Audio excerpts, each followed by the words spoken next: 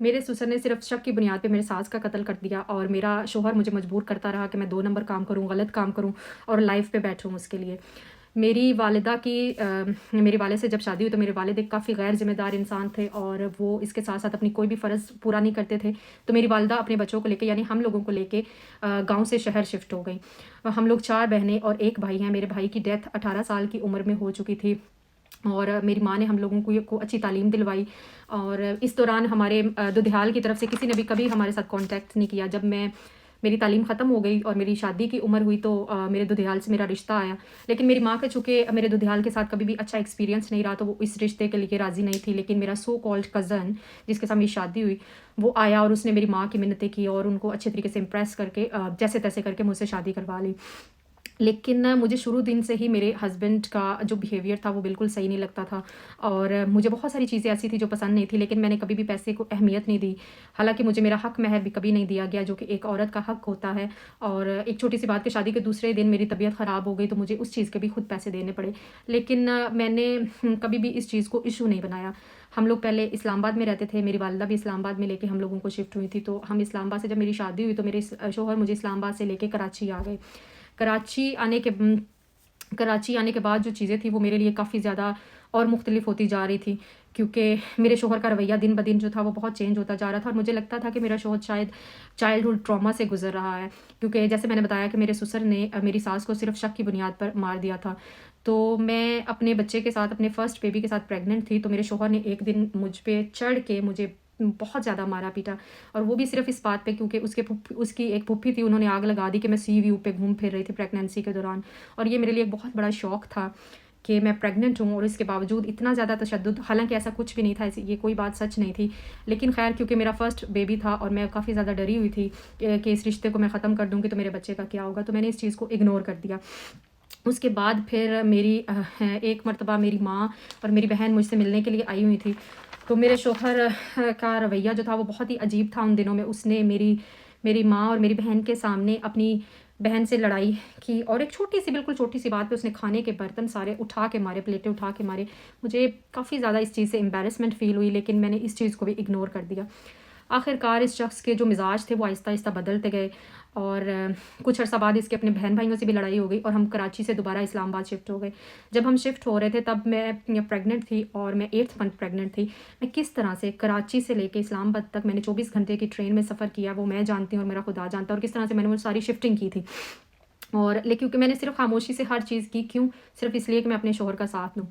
जब हम लोग इस्लामाबाद शिफ्ट हुए तो मेरे शौहर की जॉब कहीं पे भी नहीं लग रही थी। तो उन्होंने मुझे मशवरा दिया कि उन्होंने मुझे कुछ गलत काम करने का मशवरा दिया कि ये तरीके से हम लोग पैसे कमा सकते हैं। लेकिन मैंने इनकार कर दिया साफ़। तो फिर उसने मुझे कहा कि अच्छा चलो आप ऐसा करो कि लाइव अर्निंग ऐप जॉइन कर लो और उस पे बैठो, अच्छी खासी औरतें कमाई करती हैं। तो मैं भी मजबूर थी, ज़ाहिर है हमारे घर का खर्च नहीं चल रहा था, तो मैं भी लाइव बैठना शुरू हो गई और उसके साथ-साथ लाइव बैठने के साथ-साथ मैं घर के काम भी देखती थी, न्यूबॉर्न बेबी को भी देखती थी और मतलब सब कुछ देखने के बावजूद भी मुझे गाली-गलौच ही मिलता था सुनने को। और मैंने इस चीज़ के लिए अपना लाइव बैठने के दौरान मैंने बहुत स्ट्रगल की और लेकिन इस दौरान मेरा जो शौहर था वो एक गलत कंपनी में बैठना शुरू हो गया जिसकी वज़ह से वो नशा भी करने लगा और औरतों के चक्करों में भी पड़ गया। अल्लाह ताला की करनी एक हमारे लिए अल्लाह ताला का छोटा-सा रहम हुआ कि वो इस दौरान उसको एक श्रीलंका से जॉब आई और वो श्रीलंका जॉब करने चला गया 1.5 साल के लिए।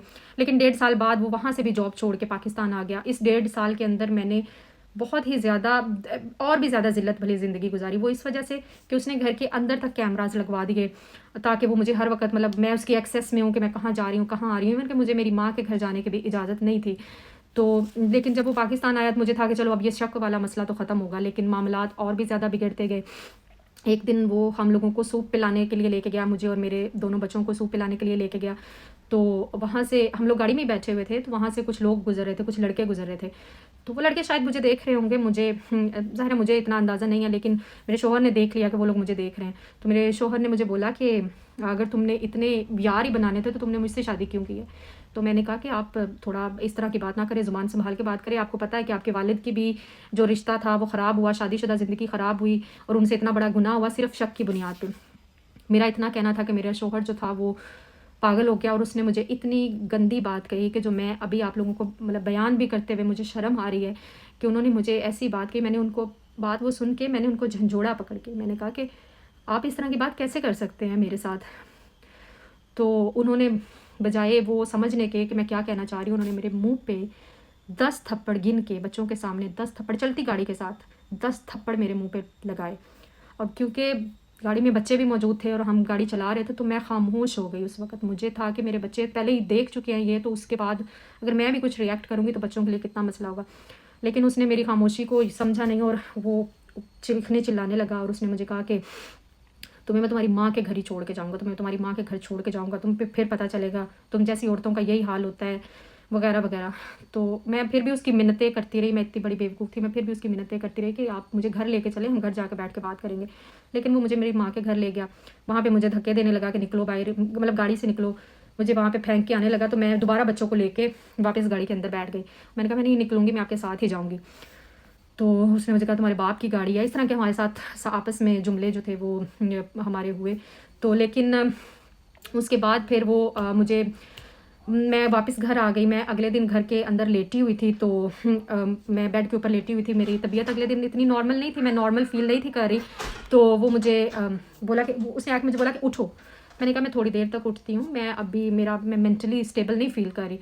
तो उसने मुझे टांगों से पकड़ के खींचना शुरू कर दिया, बेड के ऊपर से टांगों से पकड़ के खींच के नीचे उतारा, फेंका मुझे, और मेरा मुंह दबोचना शुरू कर दिया, और जिससे मुझे लगा कि मेरा सांस इधर ही रुक जाएगा। तो मैंने उसको पुश किया, मैंने कहा कि आप प्लीज़ मुझे छोड़ दे, मेरा सांस बंद हो रहा है। तो उसने कहा अभी मैं तुम्हें बताता हूँ। वो उठा और उठ के किचन तक गया, किचन से छुरी लेके आया और मुझे कहा मैं तुम्हारी औकात में बताऊँगा और तुम्हें पता चलेगा कि मैं क्या हूँ। तो उसने मुझे जब इस तरह से किया तो मैं थोड़ी देर के लिए शॉक हो गई और मैंने स्टेप बैक ले लिया कि अच्छा, मैं माफ़ियाँ मांगने लगी, क्योंकि मुझे डर था कि कहीं वाकई मेरे पे वार ना कर दे। तो उसने खैर मुझसे फ़ोन छीन लिया कि मैं अपनी माँ से भी कांटेक्ट नहीं कर सकती, किसी से भी नहीं। लेकिन हमारे पास एक बच्चों का फ़ोन था, तो मैंने अपने हमारे बच्चों के लिए जो हमने फ़ोन रखा हुआ था, उससे मैंने अपनी माँ को फ़ोन किया, उनको बताया। मेरी माँ और मेरी बहनें आई, तो उन्होंने, लेकिन ये मुझे नीचे नहीं जाने दे रहा था, इसने कहा कि मैं इनसे नहीं मिल सकती हूँ। तो मेरी माँ और मेरी बहनों को मैंने पहले बता चुकी थी छुरी वाला वाक़या। उन्होंने पुलिस को फ़ोन किया, पुलिस आई और मुझे वहाँ से तब इसने जाने की इजाज़त दी। तो फिर मैं अपनी माँ के घर आ गई। जब मैं अपनी माँ के घर आई तो उसके बाद मैंने इरादा किया, अपनी माँ के घर आने के बाद मैंने इरादा किया कि मैं अब भी इस घर से वापस नहीं जाऊँगी। लेकिन उसने मेरे बहनोइयों को फ़ोन करना शुरू कर दिया, मेरे ननिहाल वाले ख़ानदान में लोगों को फ़ोन करना शुरू कर दिया, माफ़ी तलाफ़ी, और मुझे भी रो रो के फ़ोन करना शुरू कर दिया। तो मैं उसकी फिर से बातों में आ गई और मैं उसके साथ दोबारा चली गई। 1-2 दिन वो बहुत सही रहा, उसका रवैया बदला हुआ था, लेकिन वो दोबारा से फिर उसी हालत में आना शुरू हो गया। दोबारा से वही गाली गलौज, वही किरदार कुशी, वही मेरे किरदार पे रोज़ बातें, मैं जो कि मैं नहीं सुन सकती थी। एक दिन मैंने उसको समझाया कि मैं अब आपकी एक भी बात बर्दाश्त नहीं करूँगी, अब आप मुझे एक भी लफ्ज़ बोलोगे, मैं एक बच्चे लेके चली जाऊँगी। लेकिन उसको यही था कि ये तो बकवास रोज़ ही करती रहती है, कहती रहती है, ये कहाँ निकलेगी। तो मैंने एक दिन फिर वो पहले मुझे तो मारता ही था और मेरे साथ तो गाली गलौच होता ही था, फिर उसके बाद उसने बच्चों के साथ भी वही करना शुरू कर दिया। तो जब मैं बच्चों की मार कुटाई देखना शुरू की तो फिर मेरी बर्दाश्त ख़त्म हो गई। मैंने कहा नहीं, मैं ये चीज़ बर्दाश्त नहीं कर सकती हूँ। मैंने एक दिन बच्चों को उठाया और मैं अपने माँ के घर चली गई। तो मैंने जाके उधर मैसेज कर दिया कि बस अब यहाँ तक ही हम दोनों का साथ था, अब मैं वापस किसी सूरत नहीं आऊँगी। कुछ दिन गुजरे, वो अपने बाप और भाई के साथ आया और बहाने से बच्चों को बाहर लेके चला गया, घूम थोड़ी देर के लिए बाहर लेके, अब जाके चीज़ दिलवा के लेके आता हूँ। तो उसके बाप और भाई ने हमें एतमाद में लिया और कहा कि हम लोग बच्चों को कल तक छोड़ जाएंगे, एक दिन बाप के साथ रहने दे। तो मैंने भी कहा ठीक है, सही है। जब मैं माँ के घर शिफ्ट हुई थी तो वो 2 दिन बाद ही अपने इस्लामाबाद से कराची शिफ्ट हो गया था और मुझे समझ नहीं आया इतनी जल्दी इसका क्या पहले से ही प्लान था, और उसको 2 दिन के अंदर अंदर वहाँ पे जॉब भी मिल गई थी। खैर वो जब बच्चों को लेके गए तो मैं अगले दिन इंतज़ार करती रही, वो बच्चों को लेके नहीं आए, हम फ़ोन करते रहे, उनके नंबर्स बंद थे। फिर मैंने पुलिस को फ़ोन किया तो पुलिस ने कहा कि ये कोर्ट केस है तो हमें कोर्ट में जाना पड़ेगा। फिर मैं कोर्ट में गई अपने बच्चों को हासिल करने के लिए। फ़र्स्ट हियरिंग पे वो बच्चों को नहीं लाया, सेकंड हियरिंग पे नहीं लाया। फिर जज ने उसको स्ट्रिक्ट ऑर्डर दिया कि आपने बच्चों को लेके नेक्स्ट हियरिंग पे ज़रूर आना है। फिर बच्चे मेरे आए। फिर उसके बाद हम लोगों ने, मुझे एक टेम्परेरी जो था वो मुझे कस्टडी मिली। उसके बाद ज़ाहिर है मेरे लिए बच्चों को पालना एक और बहुत बड़ा चैलेंज हो गया था। मैं जॉब नहीं कर सकती थी, मुझे बच्चों को भी पालना है, बच्चों को स्कूल भी छोड़ना है, लेके भी आना है, मेरे लिए बहुत ज़्यादा मुश्किल हो रहा था। तो मैंने दोबारा से लाइव बैठना शुरू कर दिया। जब मैं लाइव बैठना शुरू हुई तो उसने मेरे लाइव्स के अंदर आके मेरी पिक्चर्स पोस्ट करना नीचे शुरू कर दी। हालांकि मैं मास्क पहन के लाइव करती थी, मेरी पिक्चर्स पोस्ट करना शुरू कर दी और लोगों को हमारी रिलेशनशिप के बारे में नीचे कमेंट्स में करना शुरू कर दिया। लोगों को बताने लग गया कि मैंने ये किया, मेरा ये किरदार था, मैं अब एक बद किरदार औरत थी जिसकी वजह से वो मुझे छोड़ के चला गया है। और हमारी पर्सनल बातें बताना शुरू कर दी, जिसकी वजह से मेरे लिए लाइफ भी थोड़ा मुश्किल हो गया। उसने मेरी लाइफ की स्क्रीनशॉट्स लेके हमारे ख़ानदान वालों को भेजना शुरू कर दिए। तो अभी मेरा उसके साथ ये सब कुछ चल रहा है, अभी भी चल रहा है, अभी भी मैं लाइव करती हूँ। ज़ाहिरा मुझे अपने बच्चों के लिए एक रोज़गार चाहिए, तो मेरी अभी उसके साथ खुला का केस चल रहा है अदालत में।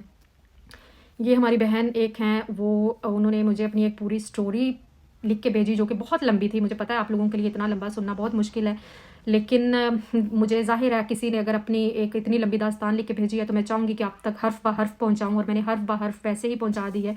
आखिर में उन्होंने कहा है कि क्या मेरा फ़ैसला आपको ठीक लगता है, और क्या मुझे इस शख्स की मार, ज़्यादतियाँ और किरदार कुशी बर्दाश्त करते रहना चाहिए था और उधर ही इस तरह की ज़िंदगी गुजारते रहना चाहिए था, या मैंने ये फ़ैसला ठीक किया कि मैं अलग हो गई हूँ। अब एटलीस्ट मैं मेंटली एक चीज़ के एक पीस में हूँ, और मुझे अब सिर्फ एक अर्निंग की टेंशन है। मुझे ये टेंशन नहीं है कि मुझे उसके साथ साथ मार कुटाई भी बर्दाश्त करनी पड़ेगी और किरदार कुशी भी बर्दाश्त करनी पड़ेगी। Thank you so much for watching.